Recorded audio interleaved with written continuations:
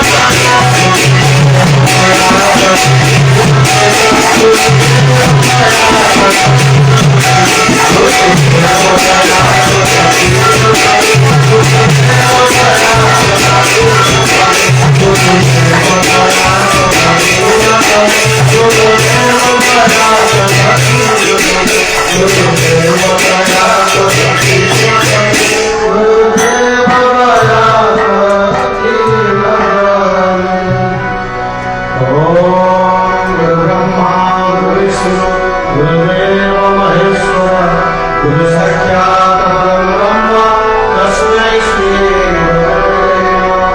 चैतन्यं शाश्वतं शान्तं ब्रह्मातीतं निरञ्जनं नारविन्दोपातीतं तस्मै श्री गुरवे नमः। सर्वसिद्धिशिरोरत्नं विराजितपदाम्बुजं भवान्वाम्बुजमार्तण्डं तस्मै श्री गुरवे नमः। ॐ शान्ताकारं भुजगशयनं पद्मनाभं सुरेशं विश्वाधारं गगनसदृशं मेघवर्णं शुभाङ्गं लक्ष्मीकान्तं कमलनयनं योगिनीध्यानगमनं वन्दे विष्णुं भवभयहरं सर्वलोकैकनाथं। भगवान् कृष्ण सुंदर जय भगवान श्री गुरुदेव की जय। प्रेममय श्री गुरुदेव की जय। चिन्मय चिदानंदी श्री गुरुदेव की जय। ओम पूर्णमदः पूर्णमिदं पूर्णात् पूर्णमुदच्यते पूर्णस्य पूर्णमादाय पूर्णमेवावशिष्यते। ओम शांति शांति शांति। जय जय श्री राम।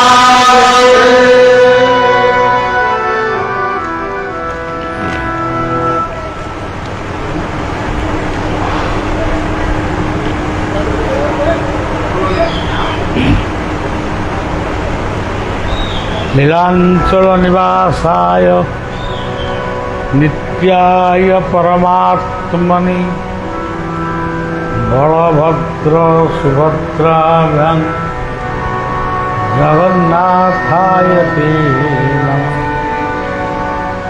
वायुर्जमग्नि वरुण शशांक प्रजापतिस्त्वं प्रपितामहस्य नमो नमस्ते पुनश्च भूयोऽपि नमो नमस्ते अनन्ताय सहस्रमूर्तये सहस्रपादाय सहस्रनामे पुरुषाय शाश्वते सहस्रकोटि गणधारिणे नमः। ओम अखंडमंडलाकारं व्याप्तं येन चराचरं तत्पदं दर्शितं येन तस्मै श्री गुरवे नमः। ओम श्री गुरुभ्यो नमः। परमगुरुभ्यो नमः। परात्पर गुरुभ्यो नमः। परमेष्ठी गुरुभ्यो। ओम शांति शांति शांति।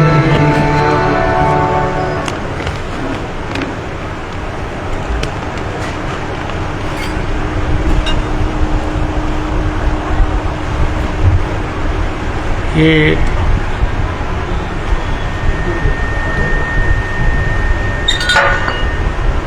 उनको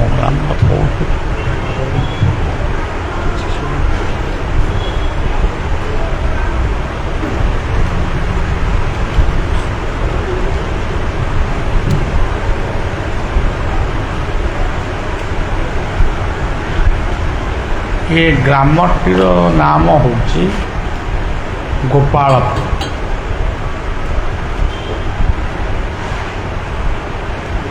गोपालपुर पवित्र नाटी समस्त आकर्षणीय।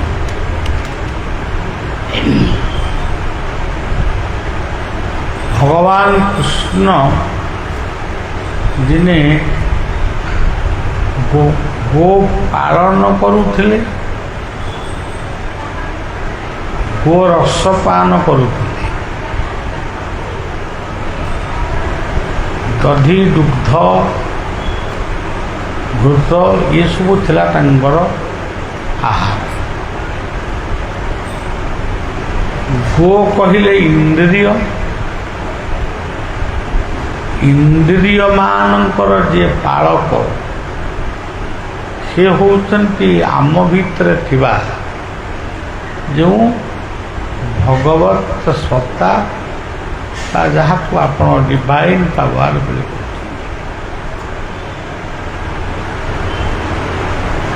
आमर सनातन धर्म रे हिंदू मानकर प्रकृत माँ होचंती जड़े होचंती गर्भधारिणी माँ जहाँ गर्भरु से जन्म हेले आउ जड़े होचंती गोमाता गोमाता गर्भधारिणी माँ गंगा माता पृथ्वी रे जेते तीर्थ नदी अच्छी सबू तीर्थर राणी होचंती गंगा सेपरी जो वसुधा कोल बा धरित्री मार कोल आमे बसवास करुछु खाई बंची आमे जीवन अतिवाहित करुछु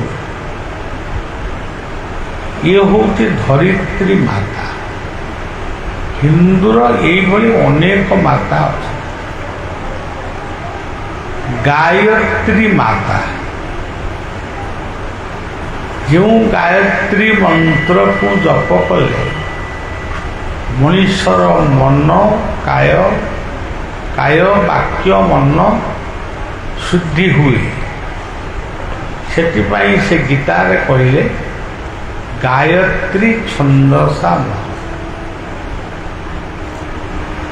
तेबे जन्मदात्री माँ प्रकृति माँ गो माता गायत्री माता धरित्री माता ये मातृ बलय भितर आमे समस्त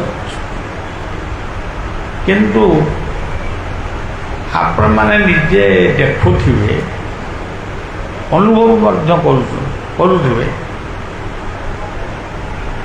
आम तो सबुदिन अनुभव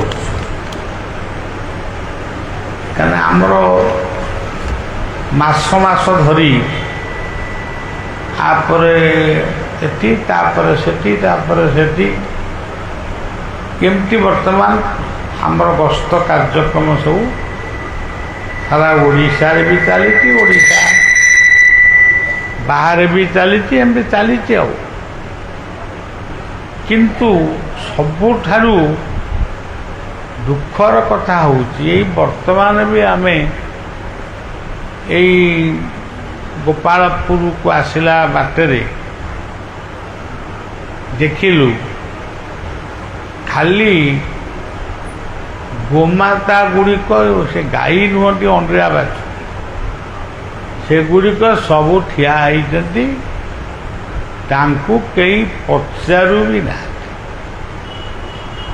सी बोधे ठिया ही शोबे सका उठिकी जहाँ भाग्य थो टिके खाइबे तापर बुढ़ा होकर मरवे जदि कंसई हाथ में पड़े ताले से हणा हेबे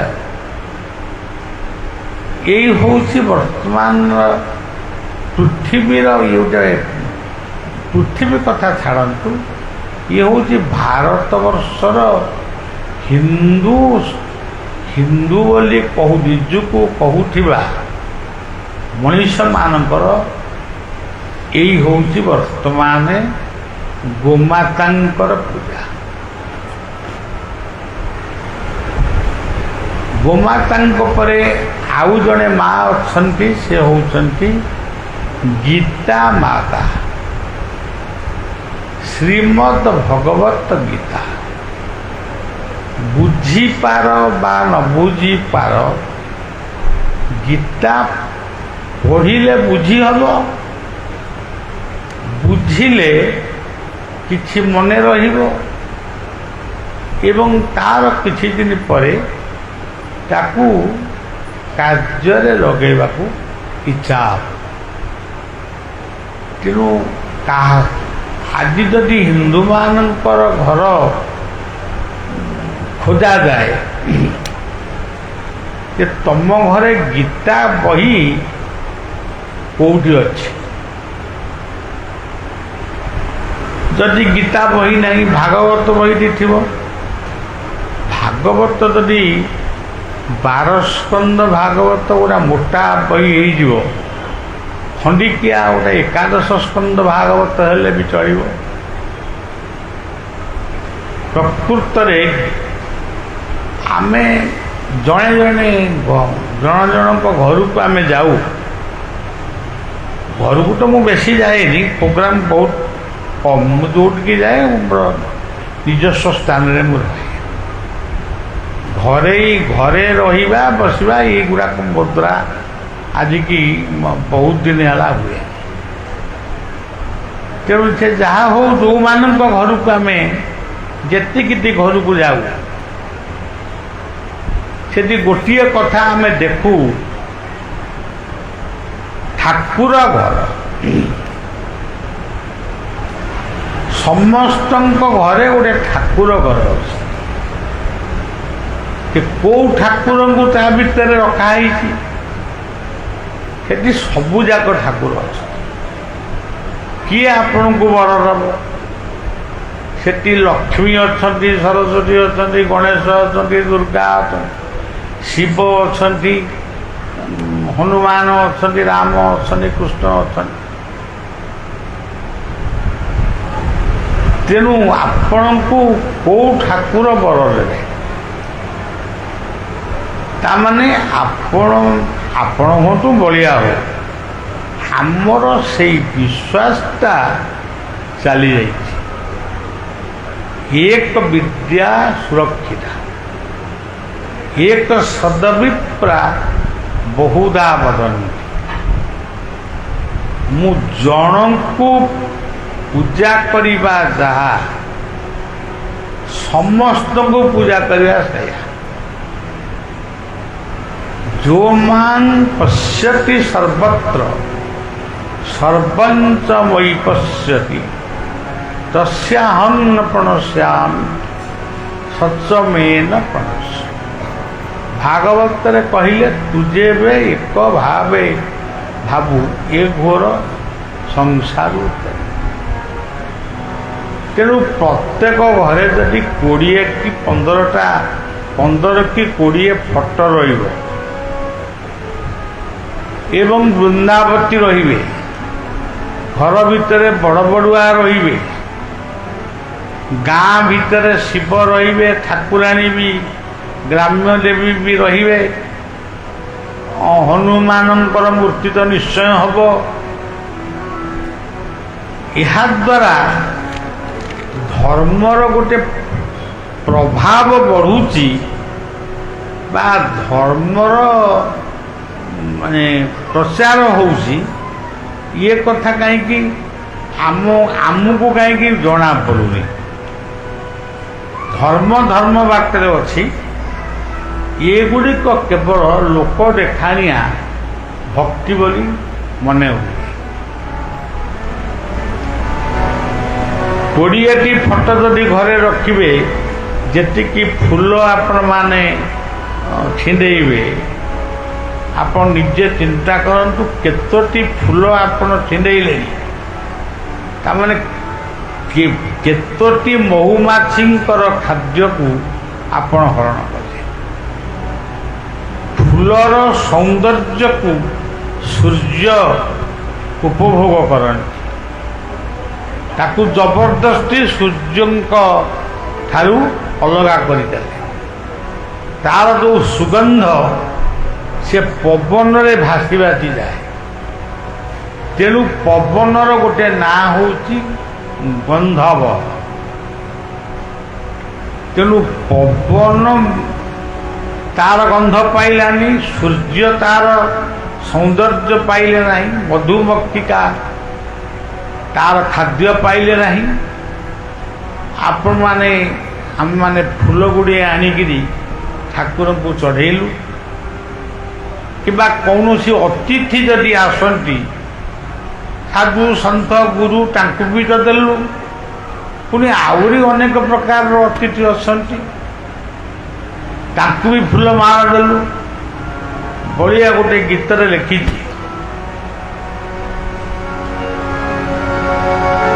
मौली बाजदी फूलर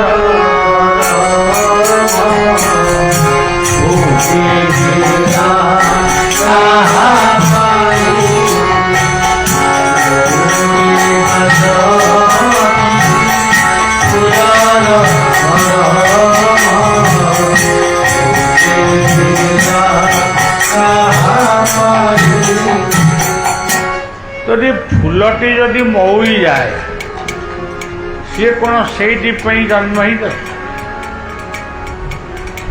देखु राजस्थान रु जड़े भक्त पुरी श्रीक्षेत्र आसिले से बात्य गोटे पुष्करिणी भितर देखिले केते गुड़िए पद्म फूल फुटी तांकर टिके लोभ है जे गोटे पद्म फूल मु नहीं पुरी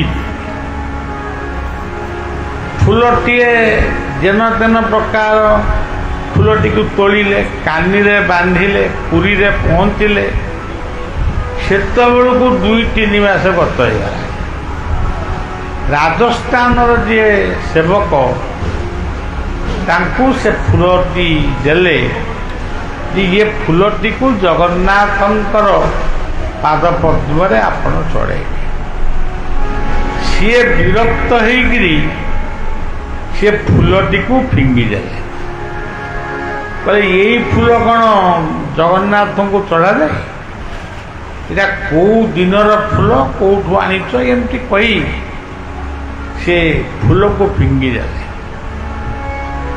जी भक्त सी जे गोटे पोशाक पत्र पिंधि देले भक्त हो कि गोटे मठ मंदिर करदेले भक्त हो ये सब कथा प्रकृत नुह भक्त होचंदी सही जार मन सदा सर्वदा से पाद पद्म रहे बा इष्ट मूर्ति पाखे कईछ डिंब दिए बाली रे किंतु बंचे पानी रे से पानी रे रही सुकिला रे थिबा डिंब को से सब बेले जगी थाए तेणु आमे जीए जुआड़े जुआड़ को गले भी आमर मन रहिबा उचित आमे किए आमर परिचय कौन आमे गोपालपुर गाँव व्यक्ति आम परिचय होचे या आम बापा माँ या आमर आदर्श या जदि ये कथा जदि आपण मानक मन भितर न रहिबो ताले आमे भूल बाट को जीवा एथिपाई भागवत गोटे पद कहिले जे नित्य इष्ट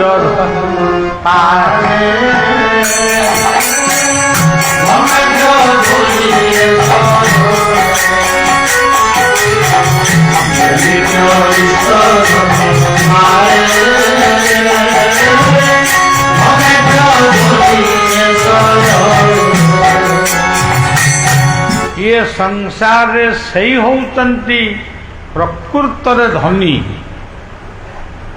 तांको घरे खाइबा को न थाउ किंतु से धनी से इष्ट धर्म को पालन करती ठीक समय शଯ୍ୟା त्याग करती ठीक समय स्नान करती ठीक समय तांकु जहाँ मिले सेतिकी खाई से संतोष रुहंती ସେଇମାନେ ହେଉଛନ୍ତି ପ୍ରକୃତ ଭକ୍ତ। ଏଇଟା ବଳିଆ କହୁନି, ଏଇଟା ଭାଗବତରେ ବି ଲେଖା ହେଇଛି। ଅଜଗର ସାପ ସେ ଖାଦ୍ୟ ଅନ୍ୱେଷଣ କରିବାକୁ ଯାଇପାରେ, କିନ୍ତୁ ତାର ପୃଥୁଳ ଚେହେରା ସେ ବୁଲି ପାରିବନି। ଭଗବାନ ଏତେ ମଙ୍ଗଳମୟ, ତା ପାଇଁ ଖାଦ୍ୟ ତା ପାଖରେ ଆସି ପହଞ୍ଚେ। ତା ପାଇଁ ତା ଯୋଉ ପ୍ରକାର ଖାଦ୍ୟ ଆଇଲା, କୋଉନ ବେଙ୍ଗଟା, କୋଉନ ଠେକୁଆଟା, କୋଉନ ମୃଗଟା, ସେ ସେତିକି ଖାଇ ଖୁବ୍ ଆନନ୍ଦରେ ସେ ରହେ। ଭାଗବତରେ ସବୁ କଥା ଲେଖା ହେଇଛି। কর্ম কোষণে দেহ সহে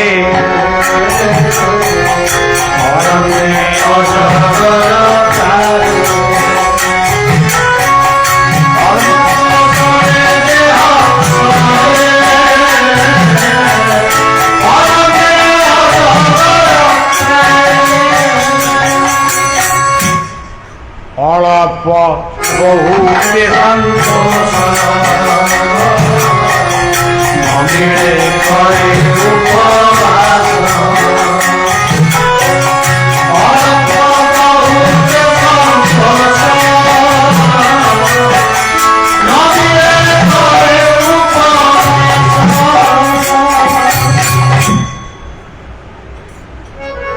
ଆଜିକାଲି ସବୁ ଭକ୍ତି ମାନେ ବହୁ ପ୍ରକାର ହେଇଗଲା। ଅନେକ ସମୟରେ ଭକ୍ତିକୁ ଯଦି ଆମେ ଅନୁସନ୍ଧାନ କରିବା, ବାସ୍ତବ ଭକ୍ତିଟା କୋଉ ଗୋଟାକ ତାକୁ ଆମେ ଠିକ୍ ଭାବରେ ବୁଝିପାରିବା। ଏଇ ଭାରତ ବର୍ଷରେ ଶ୍ରବଣ କୁମାର ବା ସିନ୍ଧୁ ବୋଲି ଗୋଟିଏ ପୁଅ ଜନ୍ମ ହେଇଥିଲା। ତାର ବାପା ଥିଲେ ଅନ୍ଧ, ତା ମା ଥିଲେ ଅନ୍ଧୁଣୀ। ଏଇ ବାପ ମାଙ୍କୁ ସେବା କରି, ତାଙ୍କୁ ଖାଇବାକୁ ଦେଇ, ତାଙ୍କର କଷ୍ଟ ଲାଘବ କରି ରାଜା ଦଶରଥଙ୍କ ଦ୍ୱାରା ଶରାଘାତ ହେଇ ସେ ମୃତ୍ୟୁବରଣ କଲା। ସିଏ ଜଣେ ଭକ୍ତ, ସିଏ ବାପ ମାଙ୍କୁ ହିଁ ସେ ଭକ୍ତି କରେ। ଯେତେବେଳେ ରାଜା ଦଶରଥ ଯେତେବେଳେ ତାକୁ ମାନେ ମୃଗ ବୋଲି ଭାବି ଧନୁଷର ନିକ୍ଷେପ କଲେ, ସେ ଜାଣିଲେ ଇଏ ମୃଗ ନୁହେଁ, ଇଏ ଗୋଟେ ମଣିଷ। ତାଙ୍କ ପାଖରେ ଯେତେବେଳେ ପହଞ୍ଚିଲେ, ଶରଟା ପେଟ ଭିତରେ ପଇଛି, ସେ ଛାତି ଭିତରେ ପଇଛି। କେତେ ଛଟପଟ ଭିତରେ, ମାନେ ଏତେ ଯନ୍ତ୍ରଣା ଭିତରେ ବି ସେଦିନର ସିନ୍ଧୁ ବା ଶ୍ରବଣ କୁମାର ସେ କାନ୍ଦି କାନ୍ଦି ରାଜା ଦଶରଥଙ୍କୁ କହୁଛନ୍ତି ଯେ ମୁଁ ଶ୍ରବଣ କୁମାର, ମୋର ବାପା ଅନ୍ଧ, ମା ଅନ୍ଧୁଣୀ। ତାଙ୍କୁ ରାତିରେ ଶୋଷ କଲା, କଳସିରେ ପାଣି ନଥିଲା, ତେଣୁ ବାପା କହିଲେ ଶୋଇପଡ଼। ମୁଁ କହିଲି ନା ବାପା, ମୁଁ ପାଣି ଆଣିକିରି ଆସିବି। ଆରେ ନିଘଣ୍ଟ ରାତିରେ ଯିବୁ କେମିତି, ପାଣି ଆଣିବୁ କେମିତି? ନା ବାପା, ଆପଣଙ୍କର ସେବା କରି ମୁଁ କେବେ ପାଦରେ ଚାଲି ଚାଲି କୋଉ ସ୍ଥାନକୁ ଯାଏନି। କେତେବେଳେ ବାଘ ପିଠିରେ ଯାଏ, କେତେବେଳେ ହାତୀ ପିଠିରେ ଯାଏ, କେତେବେଳେ ଘୋଡ଼ା ପିଠିରେ ଯାଏ। ଏହା କେମିତି ସମ୍ଭବ ହୁଏ? ନା ମୁଁ ତ ବାହାରିବା ମାତ୍ରେ ସେ ମୋ ଆଗରେ ଆସି ଶୋଇପଡ଼ନ୍ତି। ଆଉ ଇଏ ହେଉଛି ପିତୃମାତୃ ସେବାର ଫଳ। ତେଣୁ ମୁଁ ବର୍ତ୍ତମାନ ବାହାରିବା ମାତ୍ରକେ ବାଘ ହଉ ବା ହାତୀ ହଉ ଜଣେ ନିଶ୍ଚୟ ପହଞ୍ଚିବେ। ତେଣୁ ମୁଁ ପାଣି ଆଣିକିରି ଆସିବି। ଏଇ କଥାକୁ କହି ଶ୍ରବଣ କୁମାର ସେଦିନ ପାଣି ଆଣିବାକୁ ଯାଇଥିଲା। ଦଶରଥଙ୍କ ହାତରେ ତାର ଶଳାଘାତ ହେଲା, କିନ୍ତୁ ଏପାଖରେ ଯନ୍ତ୍ରଣା ପାଉଛି, ବହୁତ କଷ୍ଟ ପାଉଛି। କିନ୍ତୁ ରାଜା ଦଶରଥଙ୍କୁ ବିନମ୍ର ନିବେଦନ କରୁଛି, ଆପଣ ଅଯୋଧ୍ୟାର ନରପତି ରାଜା ଦଶରଥ, ମୁଁ ଜଣେ ଏଇ ଜଙ୍ଗଲରେ ଗୋଟେ ଋଷିଙ୍କର ପୁତ୍ର। ମୋ ବାପ ମା ଅନ୍ଧ ଅନ୍ଧୁଣୀ। ମୁଁ ତାଙ୍କ ପାଇଁ ପାଣି ଆଣିବାକୁ ଆସିଥିଲି। ସେ ବହୁତ ଶୋଷ ତୃଷ୍ଣାରେ ଥିବେ। ଇଏ ପାଣି ମାଠିଆଟିକୁ ନେଇ ଟିକେ ମୋ ବାପ ମାଙ୍କ ପାଖରେ ପହଞ୍ଚେଇଦେବ। କିନ୍ତୁ ବାପ ମାଙ୍କୁ କିଛି କହିବନି, ସେ ସବୁ ଜାଣିପାରନ୍ତି। ସେ ଜଙ୍ଗଲରେ ସବୁଦିନେ ତପସ୍ୟା କରି ଜାଣିବାର ଫଳ ମଧ୍ୟ, ଜାଣିବାର ଶକ୍ତି ମଧ୍ୟ ସେ ପାଇଛନ୍ତି। ଆପଣ ଯଦି କିଛି କଥାବାର୍ତ୍ତା କରିବେ, ଆପଣଙ୍କ କଥାରୁ ସେ ଜାଣିପାରିବେ ଯେ ଆପଣ ସିନ୍ଧୁ ନୁହନ୍ତି। ଆଗେ ପାଣି ଦେବେ, ସେ ପିଇବେ, ତାପରେ ଆପଣ ମୋର ଶଳାଘାତ କଥା କହିବେ। ତେଣୁ ରାଜା ଦଶରଥ ଏତେ ବଡ଼ ପିତୃମାତୃ ଭକ୍ତ ଶ୍ରବଣ କୁମାର, ସେ ମନେ ମନେ ଗର୍ବ କଲେ ଯେ ମୋ ଦେଶରେ, ମୋ ମାଟିରେ, ମୋ ଜନ୍ମଭୂମିରେ ଏମିତି ପିତୃମାତୃ ସେବକ ଅଛନ୍ତି। ଇଏ କଥାରେ ତାଙ୍କୁ ଗୋଟେ ଆଶ୍ଚର୍ଯ୍ୟ ଭଳି ଲାଗିଲା। ଯେତେବେଳେ ପାଣି ପହଞ୍ଚେଇଲେ ଏବଂ ଶ୍ରବଣ କୁମାରଙ୍କର ମର ଶରୀରକୁ କାନ୍ଧରେ ବୋହିକିରି ରାଜା ଦଶରଥ ଯେତେବେଳେ ଆଗ ପାଣି ଦେଲେ, ସିନ୍ଧୁ କଥା ଯାହା କହିଥିଲା ସେୟା କଲେ। ସେ ମାଠିଆଟାକୁ ଧରୁ ଧରୁ ଅନ୍ଧମୁନି କହିଲେ, ଇଏ ସିନ୍ଧୁ ଶ୍ରବଣ କୁମାର ହାତର ମାଠିଆ ନୁହେଁ। ଏଇ ସେଇ ଭାରତ ବର୍ଷ। ଆଜି ଆପଣମାନେ ଦେଖିବେ ଅନେକ ସାଧୁ ସନ୍ଥ, କିଏ ନିଜକୁ କହୁଛନ୍ତି ଭଗବାନ, କିଏ କହୁଛନ୍ତି ଅଚ୍ୟୁତାନନ୍ଦ ଆମେ, କିଏ କହୁଛନ୍ତି ଆମେ କୃଷ୍ଣ ଅବତାର, କେହି କହୁନାହାନ୍ତି ଆମେ ରାବଣ ବୋଲି, କିଏ ବି କହୁଛନ୍ତି ଆମେ ହନୁମାନ, କେହି କହୁନାହାନ୍ତି ଆମେ କଂସ ବୋଲି।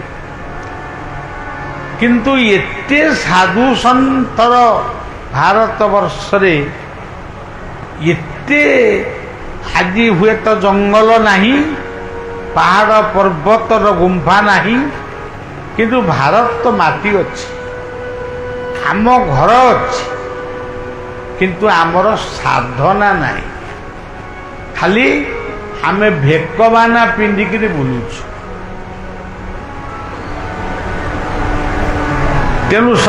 ତେଣୁ ସେ ଜାଣିପାରିଲେ ଯେ ଇଏ ମୋ ପୁଅ ସିନ୍ଧୁ ହାତର କଳସୀ ନୁହେଁ। ସେ ପଚାରିଲେ, କିଏ ତୁମେ? ପରିଚୟ ଦିଅ, ନହେଲେ ଅଭିଶାପ ଦେବି। ଏ ଅଭିଶାପ ଭୟରେ ପରିଚୟ ଦେଲେ, ମୁଁ ହଉଛି ରଘୁବଂଶର ରାଜା ଦଶରଥ। ତମେ ମୋ ପୁଅକୁ କାହିଁକି ମାଇଲ? ରାଜା ଦଶରଥ ସବୁ କଥା କହିଗଲେ, ସତ କହିଲେ। ଆମେ ତ ମିଛ କହୁଛୁ। ଗୀତାକୁ ଛୁଇଁ, ପୁଅ ମୁଣ୍ଡକୁ, ଝିଅ ମୁଣ୍ଡକୁ ଛୁଇଁ, ସମସ୍ତଙ୍କ ମୁଣ୍ଡକୁ ଛୁଇଁ, ଦେହକୁ ଛୁଇଁ ଆମେ ଆଜି ଗୋଟେ ବଡ଼ ମିଛୁଆରେ ପରିଣତ ହେଇଛୁ। କିନ୍ତୁ ଆଡ଼େ ପଢ଼ୁଛୁ ଆମେ ସତ କହିବୁ। ରାମକୃଷ୍ଣ ନନ୍ଦଙ୍କର ସେ ପଦଟି ସ୍କୁଲ ପିଲାମାନେ ପଢ଼ୁଛନ୍ତି, ଆମେ ପଢ଼ୁନୁ। ସେ ପଦଟିରେ ଲେଖା ଅଛି, ସତ କହି କରିବି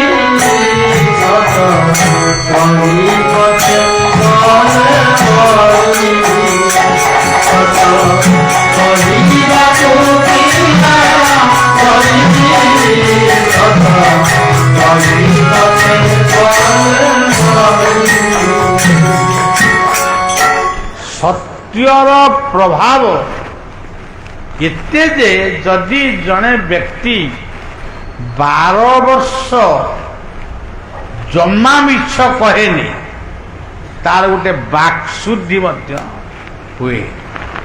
ଆପଣମାନେ ଜାଣିଛନ୍ତି ବର୍ତ୍ତମାନ ଆମର ଜଗନ୍ନାଥଙ୍କର ସେବକ ବର୍ତ୍ତମାନ ଗୋଟେ ନାଁ ମତେ ଶୁଣେଇକିରି ମୋ ମନଟାକୁ ପବିତ୍ର କରିଦେଲେ। ସେ ନାଁଟା ମୋ ପାଇଁ ପବିତ୍ର। ସେ ନାଁଟା ହେଉଛି ବାୟା। ବାୟାଙ୍କର ନାଁଟା ଶୁଣିଲେ ବି ମୁଁ ଭାବେ ଆଜି ଗୋଟେ ମାନେ ବହୁତ ବଡ଼ ଦର୍ଶନ ହେଇଗଲା। ଆଉ ସେ କହିଲେ, ଏଇ ଯେଉଁ ବାୟାଙ୍କର କଥାଟିକୁ ସେ କହିଲେ, ସିଏ 21 ବର୍ଷ ମଉନ ଥିଲେ। ଚାକୁଣ୍ଡା ପତ୍ର ଚୋବେଇକିରି ବି ଖାଇଛନ୍ତି। କୋଉଠି ତାଙ୍କୁ ଘରୁ ତାଙ୍କ ମାନେ ଘର ଭିତରେ କୀର୍ତ୍ତନ କରୁଛନ୍ତି, ତାଙ୍କ ମାଲିକ ଯେମିତି ଆସିଲା, କହିଲା ଏଗୁଡ଼ା କ'ଣ ବାଜି ଫାଜି କ'ଣ ଏଗୁଡ଼ା ଖେଳାଠୁ। ସେ ଆସି ବାରଣ୍ଡା ଭିତରୁ ଉପରେ ବସିଲେ। ବାରଣ୍ଡାରେ ବସୁ ବସୁ ରାତି 2ଟା 2:30 ବେଳେ କାଳ ବୈଶାଖୀ ହେଲା। ପ୍ରଚୁର ମେଘ, ପ୍ରଚୁର ପବନ। ଯୋଉ ବାବୁ ତାଙ୍କୁ କହିଥିଲେ, ସେଇ ଘରର ପୁଅ, ଯେ ମାଳ ଜୈତଳଙ୍କର କଥା ମୁଁ କହୁଛି। ଯୋଉ ବାବୁ କହିଥିଲେ, କ'ଣ ଗୋଟେ ବାବାଜୀ ଫାବାଜୀ ଆଣି ଘରେ ପୁରଉଛ, ଯେମିତି ଜଳଧର ବାବୁ ଆଣି ବଳିଆକୁ ପୁରେଇଛନ୍ତି ଘରେ, ସେମିତି। ତେଣୁ ତମେ କ'ଣ ଗୋଟେ ଆଣିକିରି ଘରେ ପୁରେ। ତେଣୁ ଇଏ ତାଙ୍କର ଆସିକିରି ବାରଣ୍ଡାରେ ବହିଛନ୍ତି। ରାତିରେ ଯେତେବେଳେ ମେଘ ପବନ ଘଡ଼ଘଡ଼ି ବିଜୁଳି ମାଇଲା, ଏ ବାବୁଙ୍କ ନିଦ୍ରା ଭଙ୍ଗ ହେଲା। ଏ କହିଲେ, ଆରେ ଆରେ এটা ବହୁତ ଜୋରରେ ଘଡ଼ଘଡ଼ି ମାରୁଛି। ଆଚ୍ଛା, ସେ ଯେଉଁ ବାବାଜୀଟା କୁଆଡ଼େ ଗଲା? ସେଇଟା ବର୍ତ୍ତମାନ କେଉଁଠି ଅଛି? ଆମ ଘର ବାରଣ୍ଡାରେ ଶୋଇନେଇ ତ? ଯେତେବେଳେ କବାଟ ଫିଟେଇ ଦେଲେ, ସେତେବେଳେ ଦେଖିଲେ ବାୟା ପଦ୍ମାସନ କରି ଧ୍ୟାନସ୍ଥ ହେଇ, ମାନେ ଯେମିତି ତାଙ୍କର କିଛି ହେଇନି। এইভଳିଆ ମହାପୁରୁଷ ଆମର ଏଇ ଅଞ୍ଚଳରେ ସେ ଜନ୍ମ ହେଇଥିଲେ। ଏଇ ଅଞ୍ଚଳ ତାଙ୍କୁ ଜନ୍ମ ଦେଇଥିଲା। ତାଙ୍କୁ କିଏ କ'ଣ ଜାଣିଛି ନ ଜାଣିଛି ଚଳିବା କଥା, କିନ୍ତୁ ଆମେ ଯେତିକି ଜାଣିଛୁ ସେଇଭଳିଆ ଜଣେ ସନ୍ଥ ବା ମହାପୁରୁଷ ଯଦି ପ୍ରକୃତରେ ଭାରତ ବର୍ଷରେ 100ଟି ଖଣ୍ଡେ ଜନ୍ମ ହୁଅନ୍ତେ, ତାହେଲେ ବିଶ୍ୱରେ ବୋଧେ ଆଉ ଯୁଦ୍ଧ ଲାଗନ୍ତା। ତେଣୁ ସଜ୍ଜନ, ଏଇଭଳି ବାୟାଙ୍କର ଅଞ୍ଚଳ ମୁଁ ତ ଆସିଛି ତାଙ୍କ କେରଡ଼ାଗଡ଼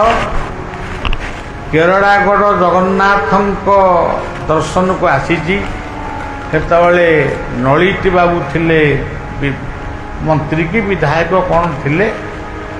ଯାଉ ଖେଚୁଡ଼ି ସବୁ ହେଲା, ସମସ୍ତେ ଖାଇଲେ କଥା। ତେବେ ସେମାନେ ହେଉଛନ୍ତି ପ୍ରକୃତରେ ସଦ୍ଗୁରୁ।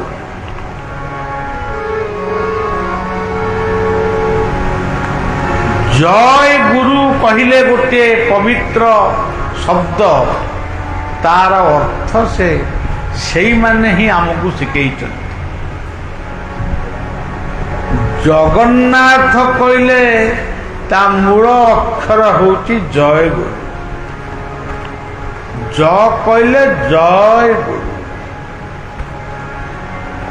ଆପଣ ଜୟ ଗୁରୁ ଶବ୍ଦଟା କହିବା ମାନେ ମାକୁ ବୁଝେଇଲା, ବାପାକୁ ବୁଝେଇଲା, ଅଜା ଆଈଙ୍କୁ ବୁଝେଇଲା, ଗୁରୁଜନ ମାନଙ୍କୁ ବୁଝେଇଲା, ପୁରୋହିତ, ସନ୍ଥ, ବ୍ରାହ୍ମଣ, ଶିକ୍ଷକ ସମସ୍ତଙ୍କୁ ବୁଝେଇ ବୁଝେଇ ପୁଣି ନିଜ ଗୁରୁଙ୍କୁ ବି ବୁଝେଇଲା।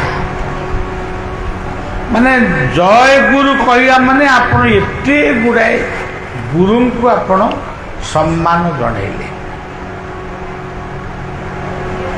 ଖାଲି କହିଦେଲେ ହବନି ଗୁରୁ ବ୍ରହ୍ମା ଗୁରୁ ବିଷ୍ଣୁ। ଗୁରୁ ବ୍ରହ୍ମା, ବ୍ରହ୍ମା କେମିତି ଗୁରୁ ହେଲେ? ସେଠି ବ୍ରହ୍ମା କିଏ? ମା। ଗୁରୁ ବିଷ୍ଣୁ, ତାହେଲେ ବିଷ୍ଣୁ ସେଠି କିଏ? ବାପା। ଗୁରୁଦେବ ମହେଶ୍ୱର ସେ କିଏ? ଆମର ପୁରୋହିତ, ଆମର କଲ୍ୟାଣ ଯୋଉମାନେ ବାଞ୍ଚୁଛନ୍ତି, ପୁରର ହିତକାରୀ। ଗୁରୁ ସାକ୍ଷାତ ପରମ ବ୍ରହ୍ମ, ସିଏ ହେଉଛନ୍ତି ଆମର ସଦ୍ଗୁରୁ।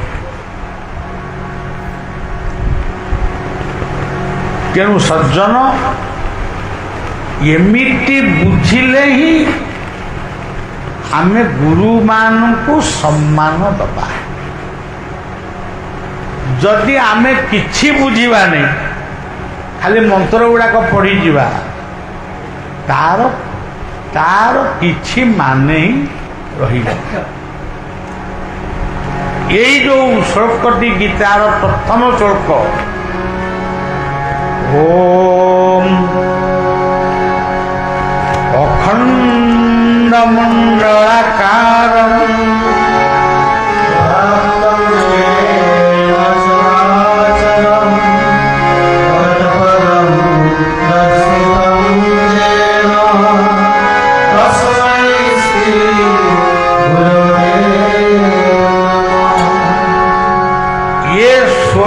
କେବଳ ଜଗନ୍ନାଥଙ୍କ ପାଇଁ ଉଦ୍ଦିଷ୍ଟ,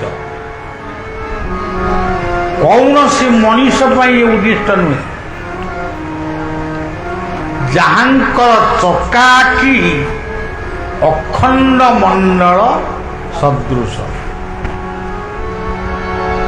ଜଗନ୍ନାଥଙ୍କ ପାଇଁ ଏଇ ଶ୍ଲୋକଟି ଯେପରି ମହାନ, ଆଉ ଗୋଟିଏ ଶ୍ଲୋକ ଅଛି ଗୀତାର ବିଭୂତି ଯୋଗରେ ସେ ଶ୍ଲୋକଟି ଲେଖା ହେଇଛନ୍ତି। ପରଂ ବ୍ରହ୍ମ ପରଂ ଧାମ ପବିତ୍ରଂ ପୁରୁଷଂ ଶାଶ୍ୱତଂ ଆଦିଦେବଂ পরং ব্রহ্ম পরং ধাম পবিত্রং পরমং ভবা পুরুষং শাশ্বতং দিব্য মাদিদেবং। সে দারু নুহନ୍ତି, ଦାରୁ ବ୍ରହ୍ମ।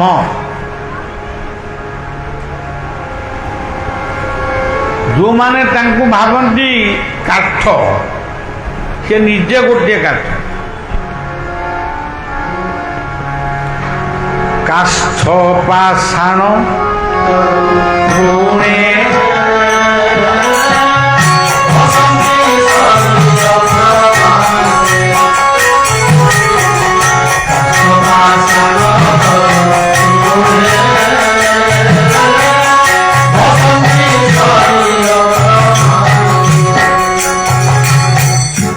କାଠରେ ତିଆରି ହେଇଛନ୍ତି ଜଗନ୍ନାଥ।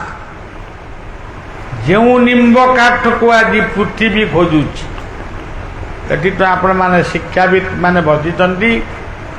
ବର୍ତ୍ତମାନ କେଉଁ ଗଛକୁ ଆଜି ବିଦେଶ ଗଲେ ଆମେରିକା ହଉ ରଷିଆ କେଉଁ ଗଛକୁ ଚାହୁଁଛନ୍ତି? ସେ ଅନେକ ଗଛ ଚାହୁଁଛନ୍ତି, କିନ୍ତୁ ନିମ୍ବ ଗଛକୁ ସେମାନେ ଚାହୁଁଛନ୍ତି। ନିମ୍ବ ଗଛରୁ ଔଷଧ ତିଆରି କରିବେ, ତେଲ ତିଆରି କରିବେ, ସବୁ ନିମ୍ବ ଗଛରୁ ହବ। ତା ପୂର୍ବରୁ ଠାକୁର ଆମର ନିମ୍ବ ଗଛରେ ତିଆରି ହେଇକି ଅଛନ୍ତି। ପାଷାଣ ମୂର୍ତ୍ତି, ପାଷାଣ ଆଜି ଏ ରାସ୍ତା ତିଆରି ହେଇଛି କୋଉଥିରେ? ମାଟିରେ ତିଆରି ହେଇଛି। ଏ ମାଟି ଉପରେ କ'ଣ ପଡ଼ିଛି? ପାଷାଣ।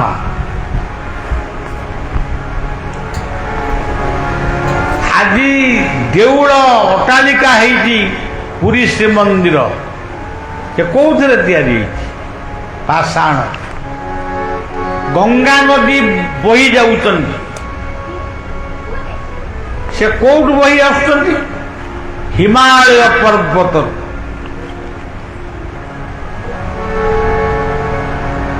ତେଣୁ ଆମେ ତାକୁ ହେୟ ଜ୍ଞାନ କରିବା। ଏ ପାଷାଣ, ଆମେ ହିନ୍ଦୁ ଗୁଡ଼ାକ ପାଷାଣକୁ ପୂଜା କରୁ।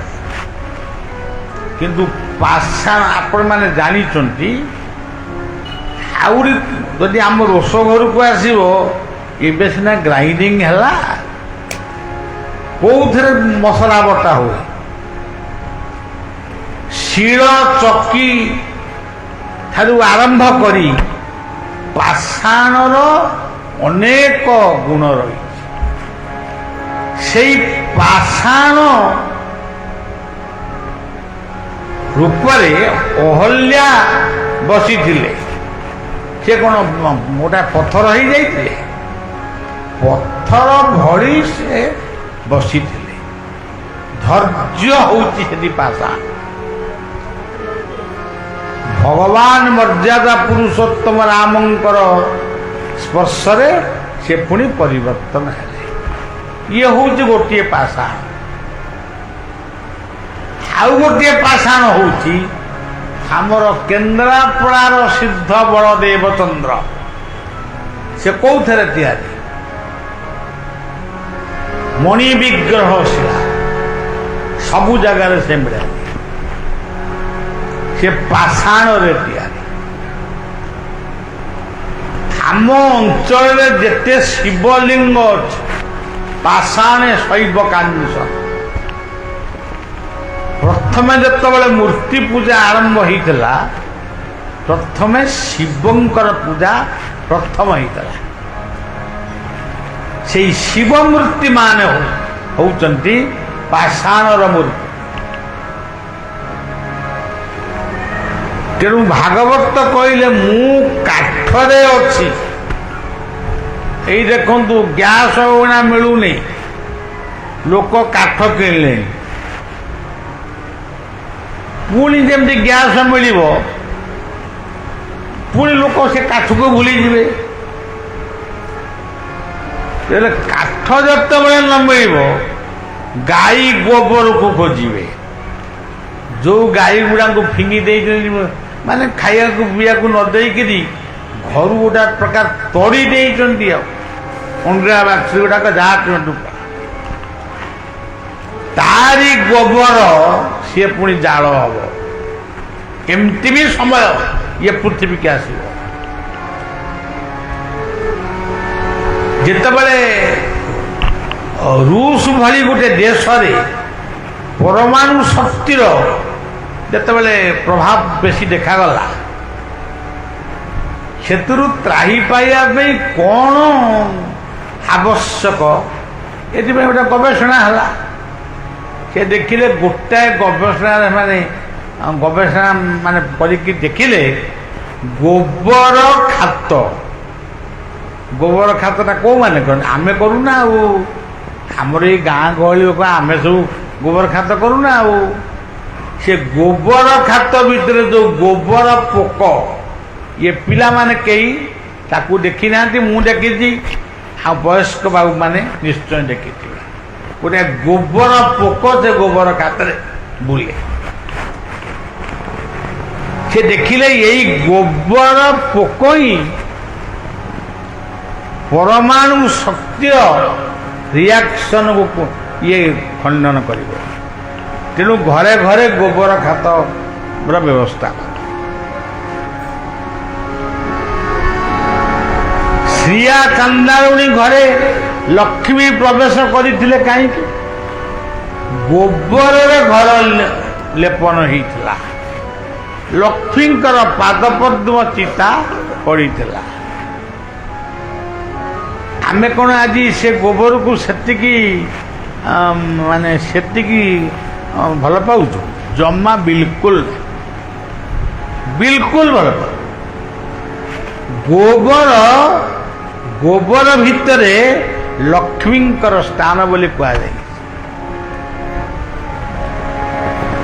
ତେଣୁ ଇଏ ପୃଥିବୀ ବର୍ତ୍ତମାନ ଏଇ ଅବସ୍ଥାକୁ ଗଲାଣି। ଆଉ ଆମେମାନେ ଯେ ଯାହା ଯେତିକି ବର୍ଷ ଆମେ ତ ଭୋଗ କଲେ, ଆମ ପିଲାମାନେ କେମିତି କ'ଣ ରହିବେ ବା ଭଲରେ ରହିବେ କି ମନ୍ଦରେ ରହିବେ ଏକଥା ଏବେଠୁ କିଛି କହି ହେଉନି। ପୃଥ୍ୱୀ ହୋଇବ ଗୋଳଗୁଣ୍ଡା ବୋଲି ଅଚ୍ୟୁତାନନ୍ଦ ମହାପୁରୁଷ କହିଥିଲେ। ଆଜି ବି ଆପଣମାନେ ଲକ୍ଷ୍ୟ କରିଥିବେ, ପୃଥ୍ୱୀ ହୋଇବ ଗୋଳଗୁଣ୍ଡା, ନାଚିବେ ମଦନ ଭୁସୁଣ୍ଡା। ବେଶଭୂଷାରେ ହୋଇ ଭେଷ, ଭୁସୁଣ୍ଡା କଲେ ହେବେ ଶେଷ। କଳିରେ ମଦନ କମ୍ପିବ, କାମ ଜ୍ୱରରେ ବ୍ୟାପିଯିବ। ତେଣୁ ଆଜି ସେଇ ସମୟ ଆସି ପହଞ୍ଚିଛି। ତେଣୁ ପୃଥିବୀରେ ଯେତେ ଆପଣ ଯୋଉଠିକି ଯାଆନ୍ତି, ଯୋଉ ମନ୍ଦିର,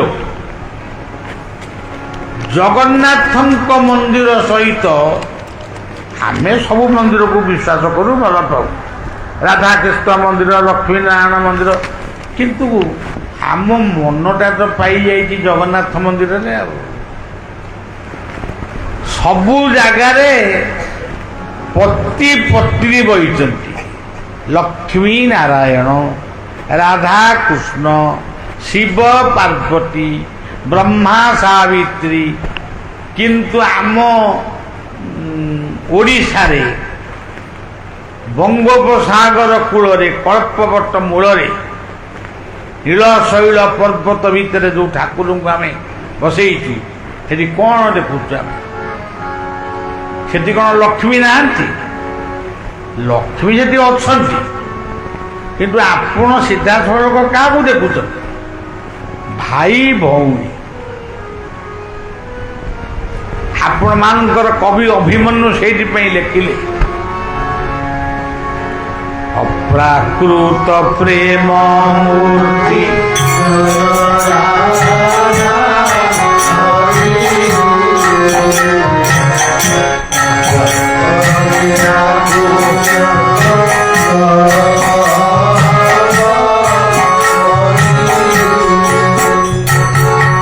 ନା ଆଉ ଗୋଟେ ପଦ କହିଛନ୍ତି, ଆଗେ ଚାଲେ ବଳଭଦ୍ର ମଧ୍ୟେ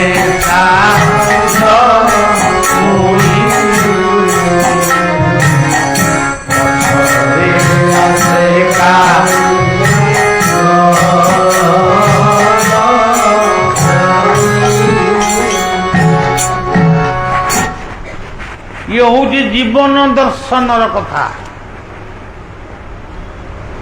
ଆଗେ ଚାଲେ ବଳଭଦ୍ର। ମଣିଷଟି ଯେତେବେଳେ ମରିବ, ମରିବା ବେଳ ହେଇଗଲା, ତା ଦେହ ହାତ ଆଉ ଚାଲିବନି, ଖାଲି ମଣିଷ ଚିହ୍ନୁଥିବ, କଥାବାର୍ତ୍ତା କରିପାରିବନି।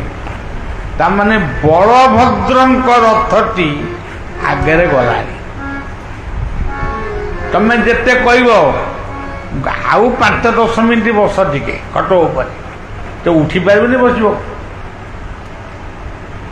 ଯେତେବେଳେ ବଳଭଦ୍ରଙ୍କ ରଥ ପଳେଇ ଯାଏ ଜୀବନ ଦର୍ଶନରେ ଜଗନ୍ନାଥ, ତାପରେ କୋଉ ରଥଟି ଯାଏ? ସୁଭଦ୍ରା।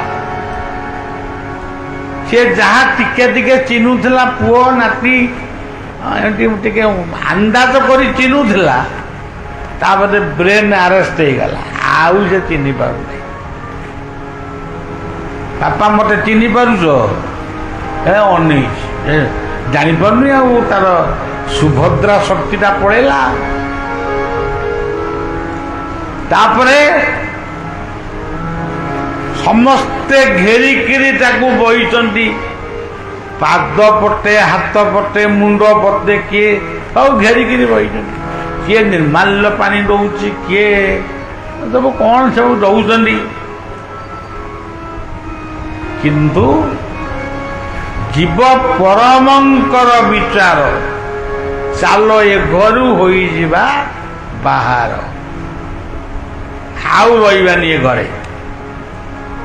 ନୂଆ ଘର ଖଣ୍ଡି ଦିନେ ପୁରୁଣା ହବ, ମାରିବ ଶୂନ୍ୟ ଲହଡ଼ି ଥୟ ନହିବ। ତେଣୁ ତୁକୁ ମୁସିଲୋ ଟୁକେଇ ମୁସି, ଧାନ ଭରଣ ଖାଉତା ବସ, ତୁ ଥା ମୁଁ ଯାଉଛି, ତୁ ଏଇଠି ପଡ଼ିଥା ମୁଁ ଯାଉଛି। ସେଇଠି ତାର ଜୀବନ ଦୀପ ସରିଗଲା। ତାପରେ ଶୁଭିଲା, ଆଜିର ପିଲାମାନେ ମଦ୍ୟ, ତାଙ୍କେ ଯେମିତି ବାପ ମା ମରିଗଲେ ତ, ତେଣୁ ତାଙ୍କର ଆନନ୍ଦରେ ଆଗ ମଦ୍ୟ ପିଇଦେଲେ। ଗୋଟେ ବୋତଲ ଢକ ଢକ ଢକ କରି ପିଇ ଦେଇ ବାପ ମାଙ୍କୁ କାନ୍ଧରେ ବସେଇକି ନେଲେ। ସେତେବେଳେ କ'ଣ କହିଲେ?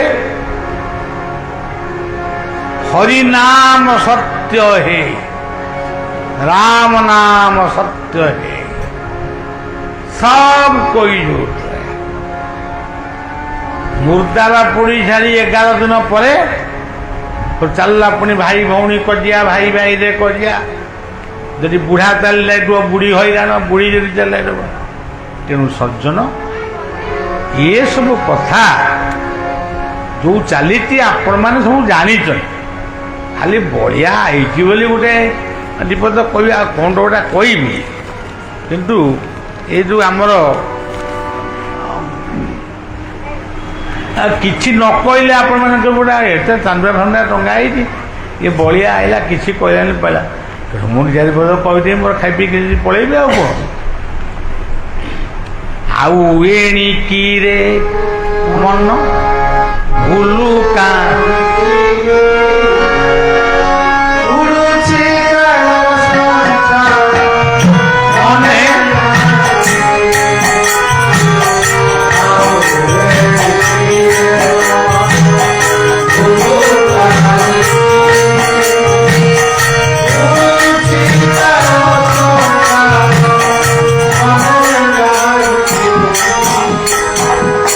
आजिकल गाँ गहली खंजणिया मानकर नाद आउ शुभुनि। अच्युतंकर गोटे सुंदर गीत, बाई मन हो बसी हंस को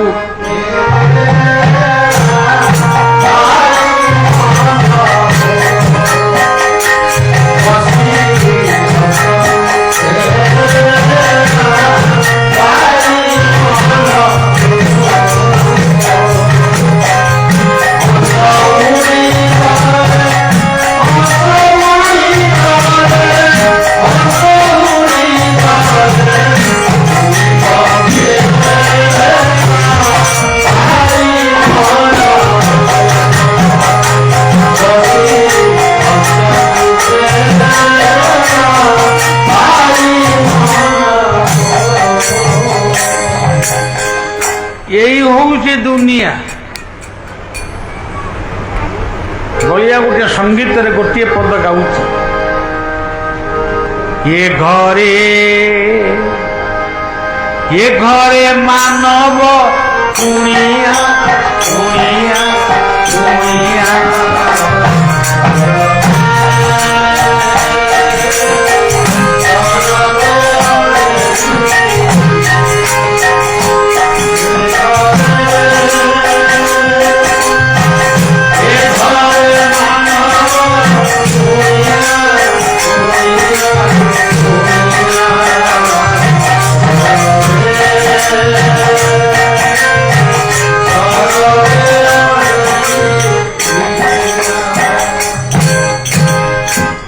ପାଲାକାର ଆସିଛନ୍ତି ପାଲା କରିବେ, ଆମେ କ'ଣ ତା ପୂର୍ବରୁ ପାଲା ଯଦି କରିଦେବା ସେ ତାଙ୍କ ପାଲା କିଏ? ତେଣୁ ଏ ଜଳଧର ବାବୁ ଆଉ ତାଙ୍କ ସ୍ତ୍ରୀ ହେଉଛନ୍ତି ସୁଷମା ନାଥ, ପୁତ୍ର ଶ୍ରୀଧର ନାଥ, ପୁତ୍ରବଧୂ ହେଲେ ସୁନିତା ନାଥ। ଆଉ ଯାହାର ଆଜି ହେଉଛି ପାଲା ସିଏ ଅନନ୍ତଙ୍କର ଶିଶୁ ଅନନ୍ତଙ୍କ କୃପାରୁ ଜନ୍ମ ହେଇଥିବାରୁ ତା ନାଁ ଦେଇଛନ୍ତି ଅନନ୍ତ କୁମାର। ତେଣୁ ଅନନ୍ତ କୁମାର ଏବଂ ସାନ ପୁଅଟି ରୁଦ୍ରନାରାୟଣ। ଯାହା ହଉ ଏଇ ଯେଉଁ ଜନ୍ମୋତ୍ସବରେ ଏଠି କେମିତି ମନେ ପଇଲା ଆମେ ଟିକେ ବଳିଆକୁ ଆଣିବୁ। କାହିଁକି ମନେ ପଇଲା କେଜାଣି ମୁଁ ଜାଣିନି, କିନ୍ତୁ ଅନ୍ୟ ଜାଗାରେ ମୁଁ ଦେଖିଛି କେକ୍ କଟା ହେଉଛି।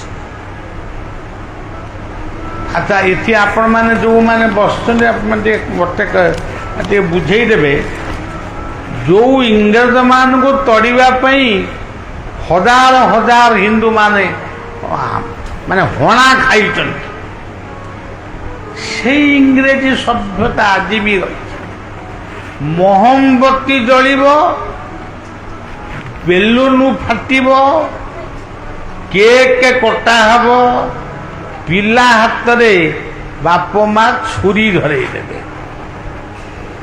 ତାକୁ ସଇଲା ପରେ ତାପରେ ଗୋଟେ ସଙ୍ଗୀତ ବାଲା କିଏ ଆସିବେ, ସିଏ ଗୋଟେ ନାଚିବେ, ଗାଣ୍ଡି ମୁଣ୍ଡ ହଲେଇକି ନାଚିବେ, ତାଙ୍କ ସାଙ୍ଗରେ ପଞ୍ଝାଏ ନାଚିବେ।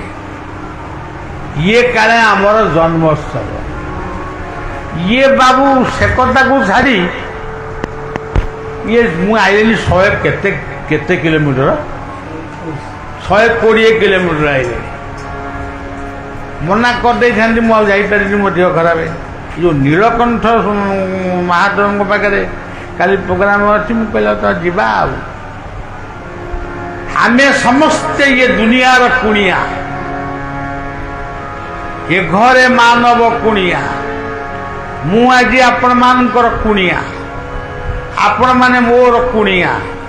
ମୁଁ ଯଦି କହିବି ନା ଆଉ ମୁଁ ଯିବିନି, ଏଇଠି ତ ଭଲ ଖାଇବାକୁ ମିଳୁଛି, ମୁଁ ଏଇଠି ମୋର ରହିବି ଜଳଧର ବାବୁଙ୍କ ଘରେ। ଆଉ ଦିନେ ଦେବେ, 2 ଦିନ ଖଣ୍ଡେ ଦେବେ, 2 ଦିନ ଭଲ ଦେବେ, ତୃତୀୟ ଦିନକୁ ଟିକେ ଆଇଟମ୍ କମେଇବେ, ଚତୁର୍ଥ ଦିନକୁ କହିବେ ଆପଣ ଯିବେନି।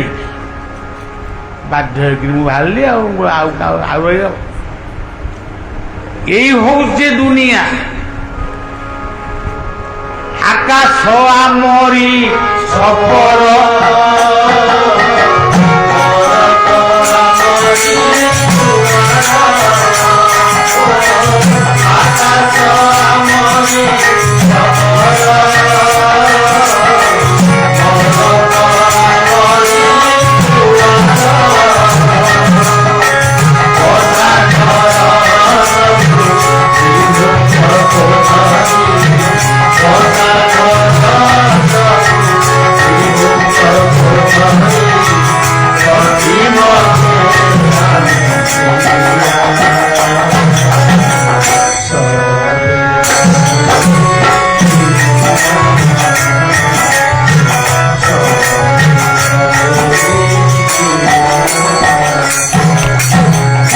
এই দুনিয়ার মଣିଷ ଆମେ।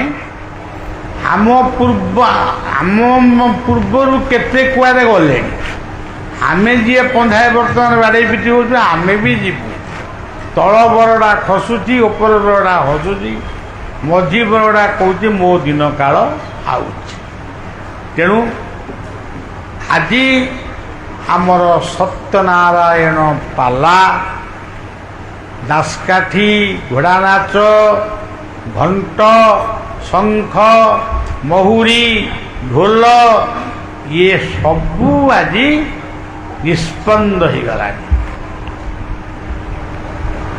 ତେଣୁ ଆପଣମାନେ ଛେନା ପୋଡ଼ କାଟିବେ ମାନେ ଭାଙ୍ଗିବେ, କେବେ ହେଲେ ସେ କେକ୍ କାଟିବେ ନାହିଁ।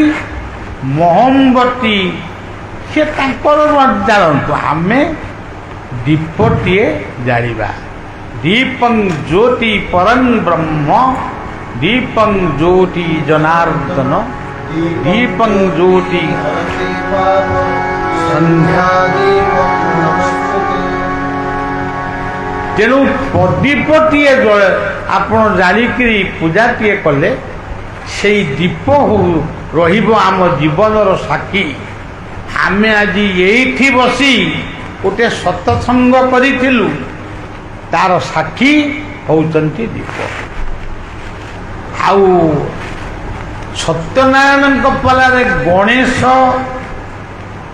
महाविनायक नारायण रुद्र ये सब प्रत्यक्ष देवता जो घरे एमानकर पूजा हुए से घरे बहुत कथा विपद दूरीभूत हुए तेणु से विश्वास आम रहा उचित आमर बादीपाला भाया हम कि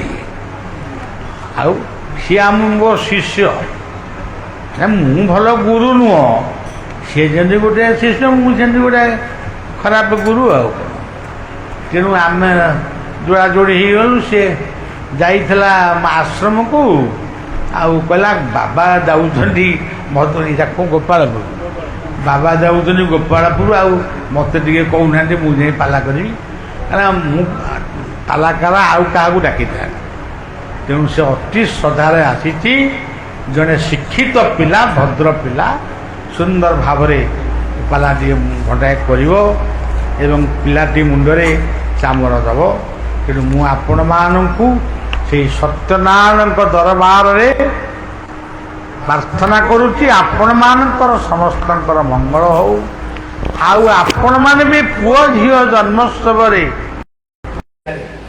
सत्यनारायण पूजा संस्कृति को भूले देले आमे समस्ते धर्म छड़ा ये नाम के राधा